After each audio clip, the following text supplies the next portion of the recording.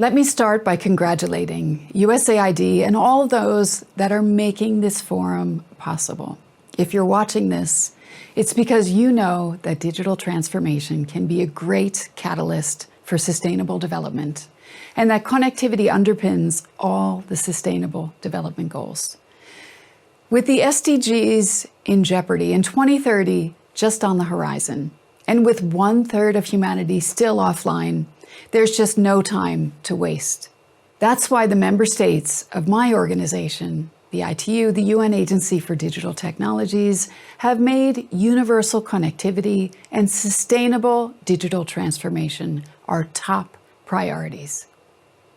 But let me give you 3 quick examples to show you how these translate into people's lives. Climate change is one of the focus areas of this forum, and Pacific Island nations are on the front line of this existential threat. Through our Smart Village and Smart Islands initiative, the ITU is bringing digital transformation directly into communities like those on the island of southern Malekula in Vanuatu, where we provide training on digital literacy and skill building. I believe that connectivity and sustainability are symbiotic and that they have the potential to reinforce each other. Connecting remote places like small island developing states can support homegrown innovation to mitigate climate change and enhance adaptation and resilience efforts. Last year, the UN Secretary-General announced an ambitious target for everyone on the planet to be protected by early warning systems by 2027. Digital tools and connectivity are essential in achieving this goal. ITU leads the warning dissemination and communication part to make sure that emergency alerts reach everyone at risk when every second counts. Ladies and gentlemen, tomorrow is International Girls in ICT Day, a reminder of the importance of giving women and girls everywhere the skills that they need to succeed in the digital economy. With digital a key enabler of socio-economic success, it's critical that women and girls get the chance to participate equally in this digital space. Bringing more young voices into discussions about our shared digital future is also incredibly important. And that's why launching ITU's first ever Young Professionals program was among my top priorities when I took office as ITU Secretary General earlier this year. My second example is the need to help countries develop sustainable digital public infrastructure to build more inclusive and resilient societies, which is the aim of our GovStack initiative. The Deputy Prime Minister from the Republic of Moldova will speak, I believe, right after me, about their front office digitization platform that has won a GovStack special prize at our WSIS forum last month. It's a great example to follow. And finally, I wanted to tell you a bit more about our Partner to Connect Digital Coalition, which is an action-oriented initiative led by the ITU to foster meaningful connectivity and digital transformation globally, in particular in the world's hardest to connect communities. Because such a challenge is simply too big for any single entity to take it on alone. We know that business as usual is not going to cut it when it comes to connecting the 2.7 billion people who are still offline around the world.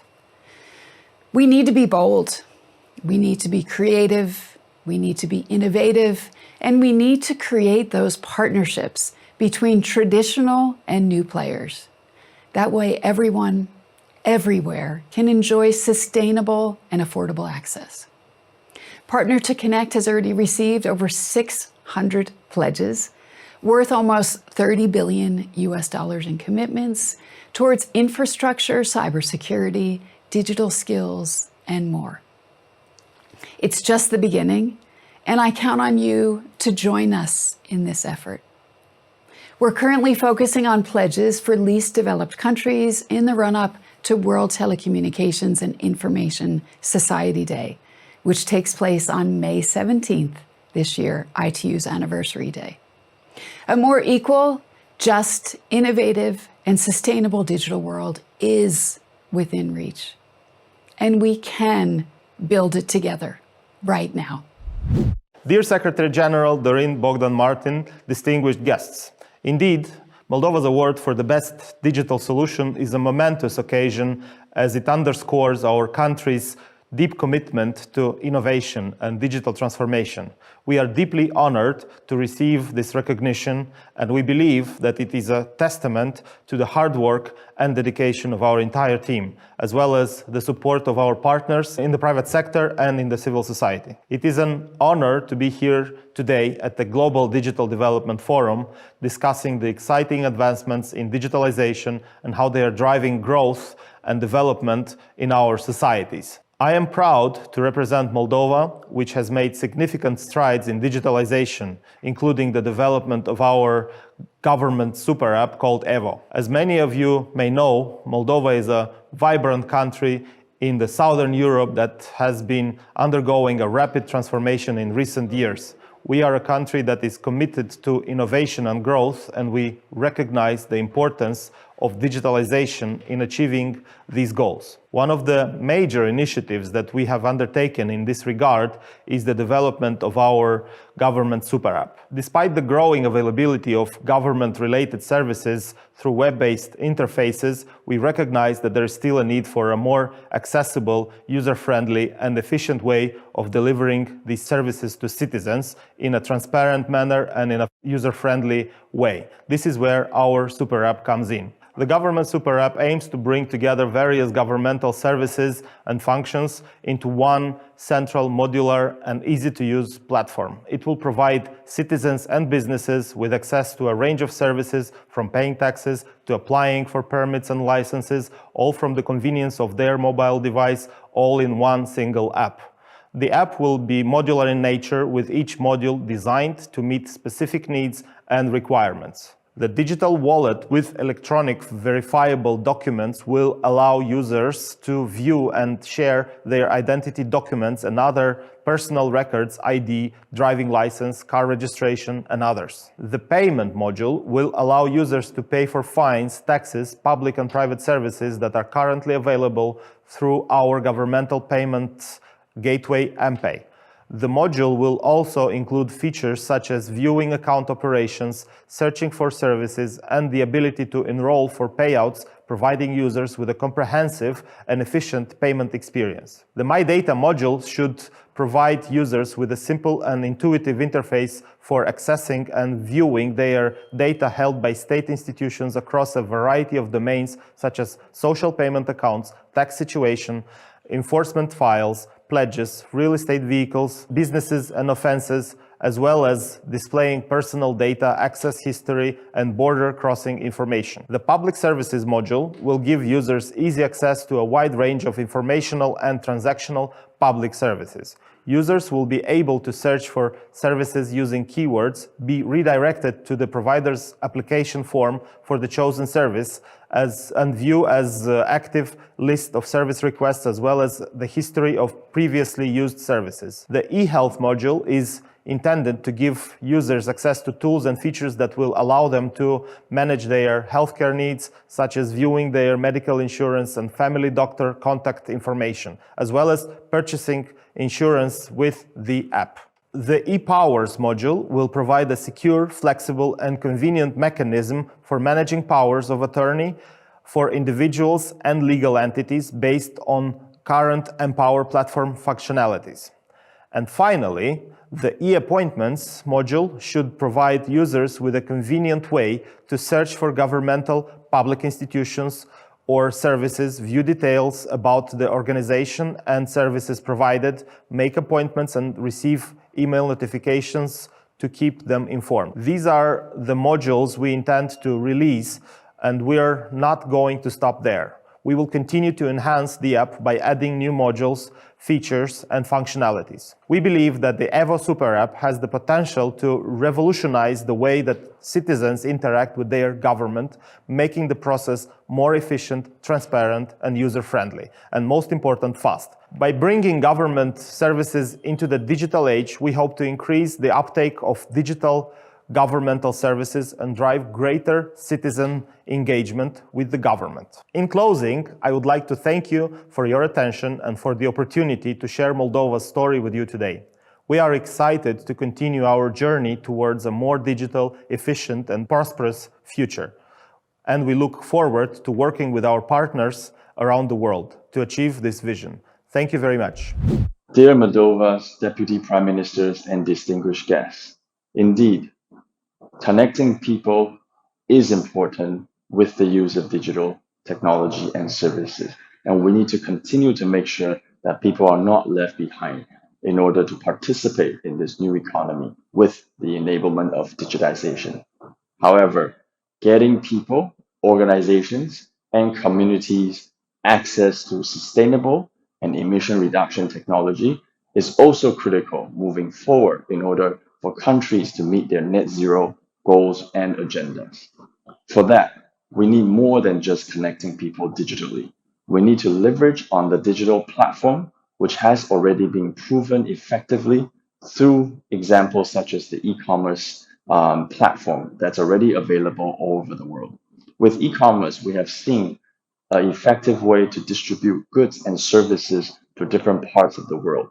Likewise, we can leverage on digital technology and build on top of that to be able to find ways to distribute sustainable and emission reduction technology to the different parts of the world and communities and people that need it the most. And this is why connecting people, connecting organizations, and connecting governments to a digital ecosystem is important. Without this, it is very difficult for the different stakeholders to collaborate. For example, we need to understand what kind of emission reduction technology is needed at the grassroots level. This can only be known effectively if we have data coming directly from the grassroots. The banks also requires data in order to determine how and what kind of financial product will be best suited. And data is also important to make sure that we don't get into the greenwashing issues that now we see all over the world. And finally, we need to connect more youth and entrepreneurs into the ecosystem as well, because we need more and more sustainable and emission reduction technology and services being developed. So the only effective way to be able to bring every stakeholder together is through connecting them to a digital ecosystem. And therefore, this is why connecting different stakeholders is really an important agenda that all of us should put emphasis on. Singapore is known for its innovation ecosystem, its ability to attract green capitals, and then to also distribute to the various stakeholders so that we can empower more people to move the sustainable development goals forward. I look forward to be working with different stakeholders to be able to empower more youth and entrepreneurs to come up with validated emission reduction technology. And more importantly, it's important for us here to be able to work with more financial institutions so that we can make the adoption of these emission reduction technology more accessible and affordable to organizations of all sizes. And all in all, we need data and digital technology to make these happen. To make these sustainable and emission reduction technology more accessible and affordable to organizations of all sizes, we have seen now the financial institutions in Asia started to work together and come up with new innovative products, financial products that can make adoption of sustainable technology much more affordable. For example, in Singapore, many banks here have now offered sustainability-linked loan to organizations of any sizes, where this really empowers these companies to decarbonize, because traditionally speaking, to adopt technology that is more sustainable usually means more expensive. But with sustainability-linked loan, now organizations can really adopt these technology to help transform their existing services to be more green and more sustainable. More importantly, the banks further encourages this company to do more. If they were able to achieve a certain emission reduction target, the banks can further offer a discount in interest rate. So everyone is aligned in this agenda. And don't forget, this is especially important because people know Asia as the world's factories. If we can really help all these hundreds and thousands of factories to decarbonize in Asia using products such as the sustainability linked loan, we can really solve the world's scope 3 emissions very quickly and really decarbonize the entire supply chain. It's a pleasure to be speaking at the GDTF this year. I'd like to acknowledge my previous speakers, the Secretary-General for the ITU, the Deputy Prime Minister for Moldova, and Mr. Chen from Singapore. The topic for this year's GDF is quite exciting. It's around digital transformation. But what does digital transformation actually mean in reality in the context of Africa as a continent? I want to bring it to life by centering it around Tim. Tim is a 28-year-old young man that I met a few years back.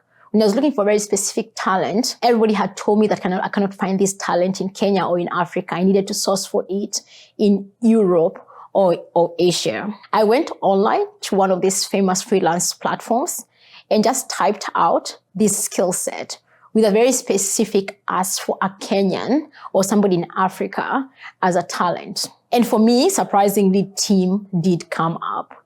He was top 2% of developers in this particular stack in the world. He had built more than 200 platforms, and Tim could not even articulate himself properly in English. So I said, do you want to speak to me in Kiswahili? Because I'm able to speak Kiswahili. And we had a really good conversation. And I got him through the process of getting hired as a freelance for my team. And he was excellent at his delivery. I asked him where he's based. He told me White House. And no, not White House in DC. It is White House, a small village center in the middle of Nakuru, which is in the middle of Kenya. And I keep asking myself, how many more teams are out there? Which segues to what I want to talk about. It's the future of work. 30% of the world not being connected. Unfortunately, a majority of that 30% is in Africa. Data shows that just slightly over 40% of Africans can access the internet. On the other hand, data shows that Africa will be the world's workforce by 2025. So there's need for an actually digital transformation in the workspace. We have come up with 5 pillars for the future of work. The first one is talent, which we have an abundance of it. Skills, who is teaching the right skills and employable skills. Number 3 is infrastructure. And number 4 is policy. And number 5 is the off-taker market, which means who is actually employing it. I want to delve on 2 of those ones, infrastructure and policy. When it comes to infrastructure, it is the foundational need for the future of work. We have seen a lot of effort around connecting the continent, both from a public sector and a private sector point of view. We are seeing satellite and undersea cables connecting the continent. But who is working at the last mile delivery of these cables? Who is working at making sure that somebody like Tim has broadband connectivity in their home, in the village, in Nakuru, in Kenya? Number 2 is access to devices. Team needs something to work on. And at present, devices are quite expensive. And finally, it's the cost of service itself. People like Team are able to access internet and able to work and flexibly from anywhere such that they're able to deliver for their clients across the world. Policy is close to my heart because nobody is doing it. We are thinking about the future of work and digital transformation across the world. Who is protecting Tim, doing his work in increasing his agency, creating a safety net, social security mechanisms that are protecting these people. Digital labor is a real thing and needs to be recognized both by policy and by law to ensure that people are protected. And to close this by giving another story of Amina. Amina is a mother of 2 young girls. She graduated from university. So she has a good education, but she could not find a job. She started off by doing online writing, doing research and putting research papers out there. And then she graduated to being a data analyst. So she's able to do data analysis online. Now she's able to feed her family. She says that her caregiving duty as a mom is primarily important, which is the story of many, many young women and mothers, not just in Africa, but across the world. So this online work is giving women that ability to be caregivers, primary caregivers, but be able to be, to create agency within themselves, to be able to earn their own living and be empowered enough to be able to have a lifestyle for their children that they have wanted. When you hear about Tim's and Amina's story, it is a story of hundreds of thousands and thousands of other young people across Africa. But how do we scale these, even with the emergence of large language models and AI that threatens some of this work? How do we ensure that we prepare young people to be in this world's workforce? How do we ensure that jobs are being created and being posted for these young people? And how do we ensure that these jobs are actually accessible and people are aware about them?